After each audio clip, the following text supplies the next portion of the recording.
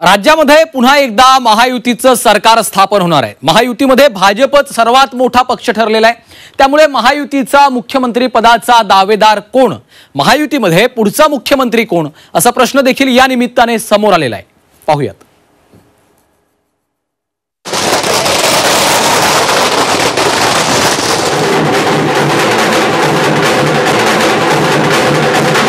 महायुतीला विधानसभा निवडणुकीत विक्रमी बहुमत मिळालं। महायुतीच्या महाविजयानंतर एका प्रश्नाचं अजून उत्तर मिळालेलं नाही। महायुतीच्या नव्या सरकारचा मुख्यमंत्री कोण असा प्रश्न विचारला जाऊ लागलाय। 125च्या घरात आमदार निवडून आलेल्या भाजपाचे देवेंद्र फडणवीस हे पुन्हा मुख्यमंत्री होणार का अशी चर्चा सुरू झाली। फडणवीसांनी मात्र या प्रश्नावर खुबीनं उत्तर देणं टाळलंय।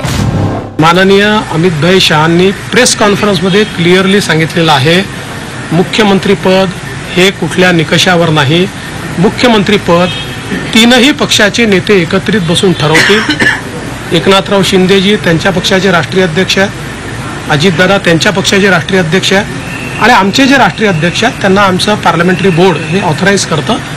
ते बसून जो निर्णय घेतील तो निर्णय असेल, कुठलाही वाद नाही, कुठलाही विवाद नाही। अमृता फडणवीसांच्या चेहऱ्यावर आनंद ओसंडून वाहत होता। त्यांनीही मुख्यमंत्रीपदाबाबत न बोलता सरकार पुन्हा सत्तेत आल्याचा आनंद व्यक्त केला। पार्टी डिसाइड करेगी, डेफिनेटली सब महायुति डिसाइड करेगी। मैं इतना ही चाहती हूँ कि जो महाराष्ट्र के लिए सबसे अच्छा है, जैसे आज हुआ है in terms of voting end voting percentage, वैसे ही आगे जाके जो भी लीडर हमारे सब मिलके चुनते हैं वो महाराष्ट्र के लिए सबसे अच्छा हो। एकनाथ शिंदेंनी मुख्यमंत्री पदाबाबत आम्ही एकत्र बसून निर्णय घेऊ असं सांगितलंय। हमारा तय नहीं हुआ, अभी पहले तो अंतिम उसके बाद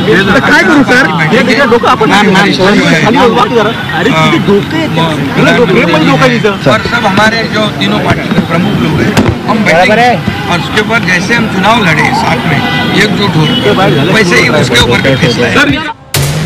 खासदार श्रीकांत शिंदेंनी मात्र मुख्यमंत्री पदाबाबत काही वाद नसून त्याबाबत काही गोष्टी ठरल्याचं सांगितलंय। स्वाभाविक आहे की वाटणं की बाबा शिंदे साहेब जे मुख्यमंत्री झाले पाहिजे आणि मला वाटतं ह्याच्यामध्ये पहिल्यापासून क्लॅरिटी आहे खूप की सगळे नेते बसतील आणि त्याच्यामध्ये ठरवतील।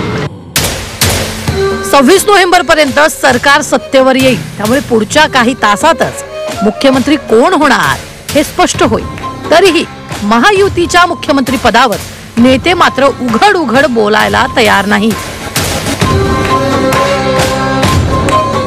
ब्युरो रिपोर्ट, झी 24 तास, मुंबई।